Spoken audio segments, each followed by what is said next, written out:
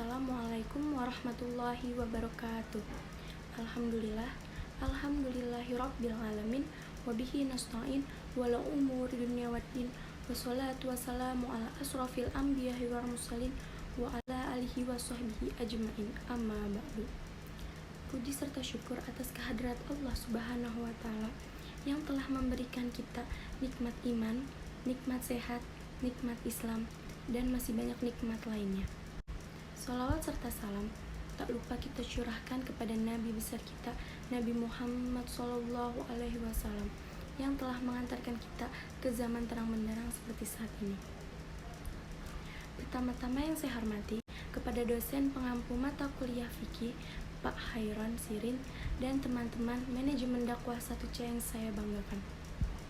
Perkenalkan, saya Dina Putriana dan mempresentasikan esai yang bertema haji. Semua umat muslim pasti menginginkan masuk surga. Salah satunya yaitu tujuan hidup kita agar mendapat surga dari Allah Subhanahu wa taala. Sebagai umat muslim yang beriman harus melaksanakan kewajiban-kewajiban yang telah Allah tentukan. Agama Islam mempunyai 5 rukun Islam. Ibadah haji termasuk salah satu rukun Islam yang kelima. Perintah ibadah haji terdapat dalam surat Al-Imran ayat 97. Allah Subhanahu wa taala berfirman yang artinya, mengerjakan haji adalah kewajiban manusia terhadap Allah Subhanahu wa taala, yaitu bagi orang yang sanggup mengadakan perjalanan ke Baitullah. Barang siapa mengingkari kewajiban tersebut, sesungguhnya Allah Maha Kaya, tidak memerlukan sesuatu dari semesta alam. Quran Surat Al-Imran ayat 97. Surat ini menjelaskan bahwa ibadah haji pergi ke Baitullah atau ke tanah suci. Niatnya dengan keikhlasan dan kesungguhan, dan niatnya untuk beribadah kepada Allah Subhanahu wa taala dengan syarat, rukun, dan waktu yang telah ditentukan. Menurut pandangan mazhab Imam Syafi'i, ibadah dikategorikan menjadi 3 aspek berdasarkan bisa atau tidaknya diwakilkan. Ibadah yang pertama yaitu ibadah badaniyah. Ibadah ini tidak dapat diwakilkan oleh orang lain. Contohnya seperti sholat dan puasa. Ibadah ini berkaitan dengan pergerakan atau fisik.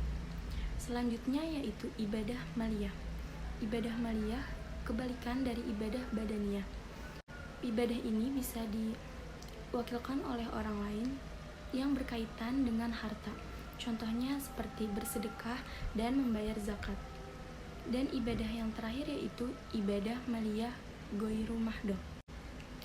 Ibadah ini mencakup dari 2 ibadah tersebut, yaitu berkaitan dengan pergerakan atau fisik dan berkaitan dengan harta. Contohnya seperti ibadah haji. Ibadah haji sangat berbeda dengan ibadah yang lainnya. Yang sudah dijelaskan bahwa ibadah haji mencakup 2 ibadah, yaitu yang berkaitan dengan fisik dan menyangkut dengan harta. Kembali lagi kepada surat Al-Imran ayat 97. Di situ diterangkan bahwa ibadah haji dilaksanakan oleh orang yang sanggup. Sanggup dalam artian sanggup biaya dan sanggup fisik mental dan kuat fisik.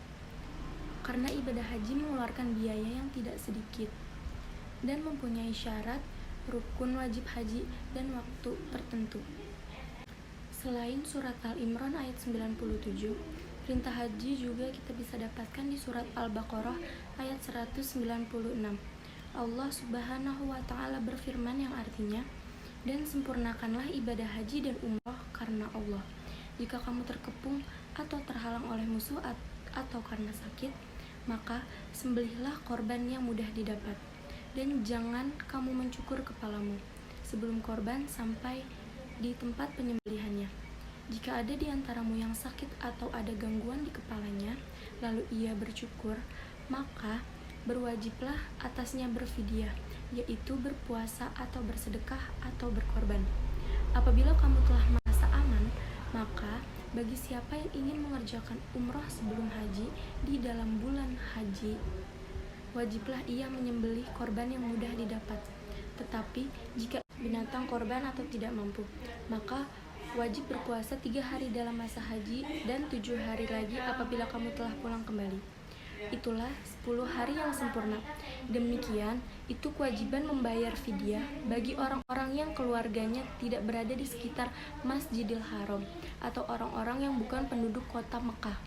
Dan bertakwalah kepada Allah Subhanahu wa taala, dan ketahuilah bahwa Allah Subhanahu wa taala sangat keras siksaannya atau hukumannya. Maka dari itu, melaksanakan ibadah haji harus dengan kesungguhan dan keikhlasan, niat hanya untuk beribadah kepada Allah Subhanahu wa taala.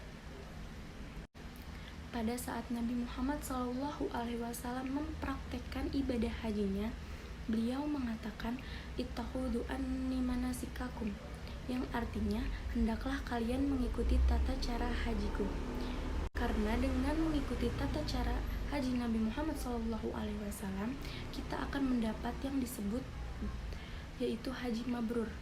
Haji mabrur adalah haji yang tidak ada balasannya kecuali surganya Allah Subhanahu wa taala. Maka dari itu ada beberapa hal yang perlu kita siapkan dan kita perhatikan larangannya dalam melaksanakan ibadah haji. Dan ibadah haji mempunyai hikmah, antara lain meningkatkan keimanan dan ketakwaan seseorang kepada Allah Subhanahu wa taala, menjadikan seseorang bersifat suci baik secara lahiriah maupun batiniah. Dan yang terakhir, semua umat muslim yang melaksanakan ibadah haji dari negara manapun, dari suku apapun, berkumpul bersama, saling bertemu di Mekah, sehingga di antara mereka saling mengenal satu sama lain dan dapat menasehati dalam kebaikan. Sekian presentasi esai fikih saya, kurang lebihnya mohon maaf, dan semoga bermanfaat bagi kalian yang menonton dan mendengarkannya. Wassalamualaikum warahmatullahi wabarakatuh.